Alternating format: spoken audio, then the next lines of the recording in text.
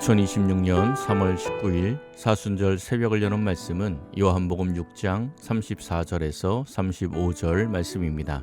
하나님의 말씀 봉독하여 드리겠습니다. 그들이 이르되 주여 이 떡을 항상 우리에게 주소서. 예수께서 이르시되 나는 생명의 떡이니 내게 오는 자는 결코 줄이지 아니할 터이요 나를 믿는 자는 영원히 목마르지 아니하리라. 아멘. 국가의 지도자를 뽑을 때 가장 관심 있게 보는 공약은 경제와 복지입니다. 우리가 사는 세상에서는 먹고 사는 문제가 가장 근본적인 문제이기 때문입니다. 이 문제를 해결하지 못하면 어떤 지도자도 그 자리를 지킬 수가 없습니다. 강력했던 소련이 해체된 결정적인 이유도 결국은 식량의 문제였습니다. 예수님은 이 땅에 왕으로 오셨습니다. 예수님도 이 땅에 오셔서 떡의 문제를 해결해 주셨습니다. 그런데 예수님께서는 육신을 살리는 떡을 주시는 것이 아니라 영을 살리는 생명의 떡을 주시기 위해 이 땅에 오셨습니다. 오늘 말씀은 오병이어의 기적 이후에 일어난 내용입니다. 오병이어의 기적에 대한 소문은 온 갈릴리에 퍼져나갔고 수많은 사람들이 예수님을 찾아오게 됩니다.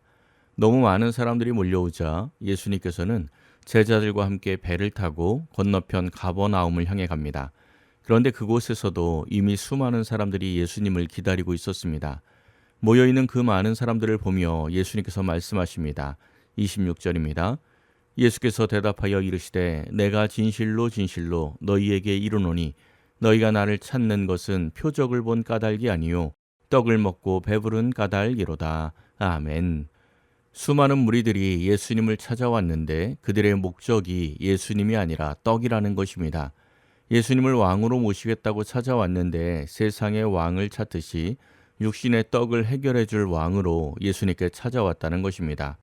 오병이어의 기적은 단순히 배고픈 이스라엘 백성들을 먹이기 위해서 베푸신 것이 아닙니다. 이 기적을 통하여 생명의 떡으로 오신 예수님을 가르치시고자 한 것입니다.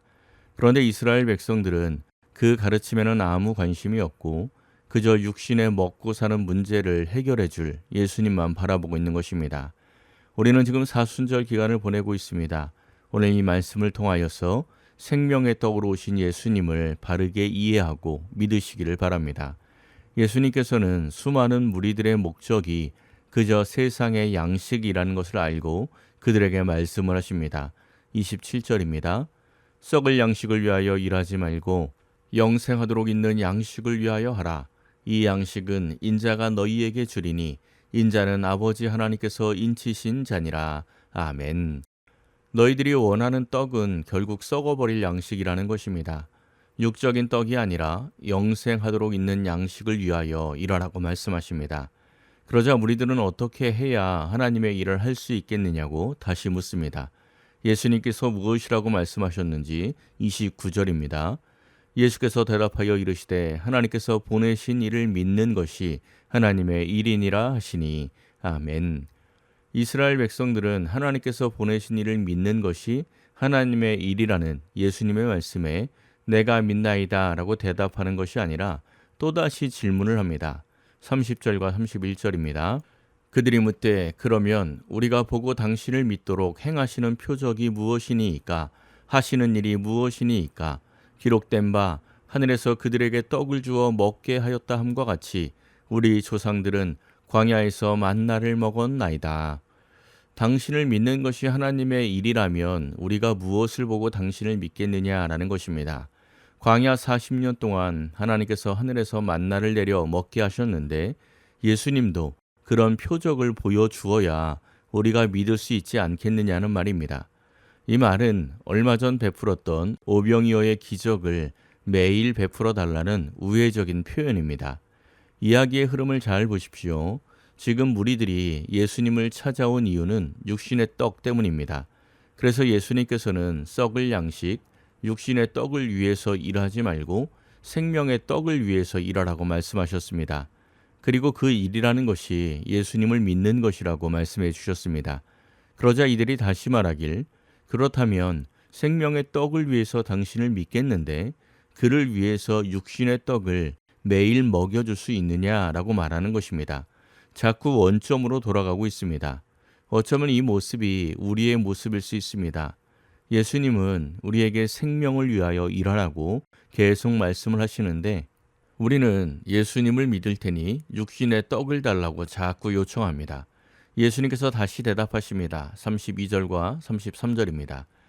예수께서 이르시되 내가 진실로 진실로 너희에게 이르노니 모세가 너희에게 하늘로부터 떡을 준 것이 아니라 내 아버지께서 너희에게 하늘로부터 참 떡을 주시나니 하나님의 떡은 하늘에서 내려 세상에 생명을 주는 것이니라. 아멘.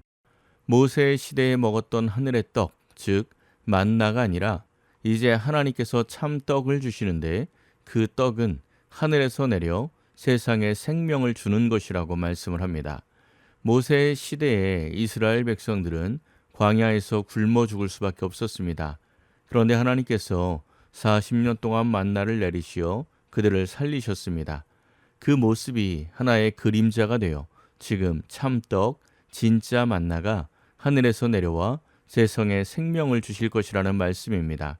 그 참떡, 하늘에서 내려 세상에 생명을 주는 떡이 누구입니까? 바로 예수님이라는 것입니다. 35절입니다. 예수께서 이르시되 나는 생명의 떡이니 내게 오는 자는 결코 줄이지 아니할 터이요 나를 믿는 자는 영원히 목마르지 아니하리라. 아멘.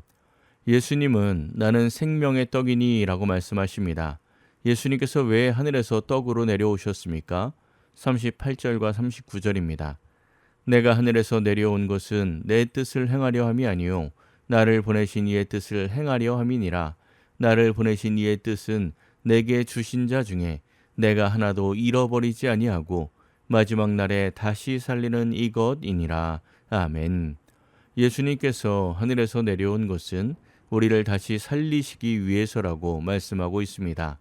육신이 떡을 먹어야 살듯이 우리의 영도 떡을 먹어야 살 수 있기 때문입니다. 중요한 것은 이 떡은 믿는 자만 먹을 수 있는 떡이라는 것입니다. 예수님께서 생명의 양식을 위하여 일하라고 말씀하셨을 때 무리들이 묻습니다. 어떻게 해야 하나님의 일을 하는 것입니까?